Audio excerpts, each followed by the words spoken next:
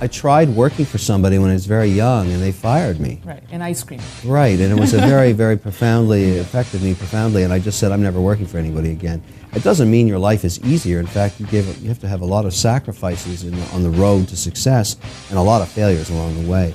I just find it a more interesting way to spend your time, and I really believe in this concept of money buys freedom. Diversification. What I've learned that works if you're an investor, no matter how much money you've got, whether it's $5,000 or $500 million, diversification is what saves you from disaster. Having investments in a wide range of businesses and sectors, there's always something working when something else isn't. So today I can go to bed tonight knowing that I have one objective. I want to go to bed richer than I woke up, and the only way that's going to happen to me is to be invested in a lot of different things.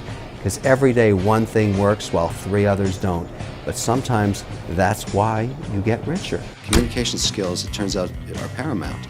The ability to actually articulate what your idea is in a very short period of time is number one.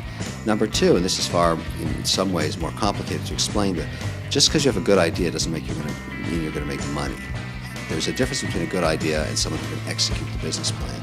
So you spend the next 5 minutes of a presentation explaining why you're the right person to actually execute the plan. And this is far more complicated because you get peppered with a whole series of questions in any presentation that you're trying to raise money for, whether it's on Dragon's Den, Shark Tank, or out somewhere else. How much of your own money have you put into this business? I put $50,000 of my own money, and I haven't taken a salary out of this company in a year and a half. Crimea River. You have to go through that gauntlet to prove that you're the right person or your team are the right people.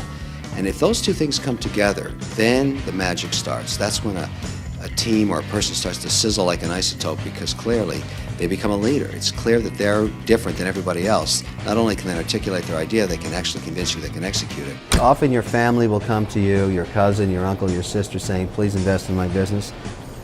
You've got to differentiate between family, friends, and money. You've got to be careful that you don't get yourself in a situation where you lose your money because you got emotionally involved. That's a very big piece of advice, because I've done it the wrong. Everybody's made mistakes as an investor. That's one of the ones I made in the early times I never make again.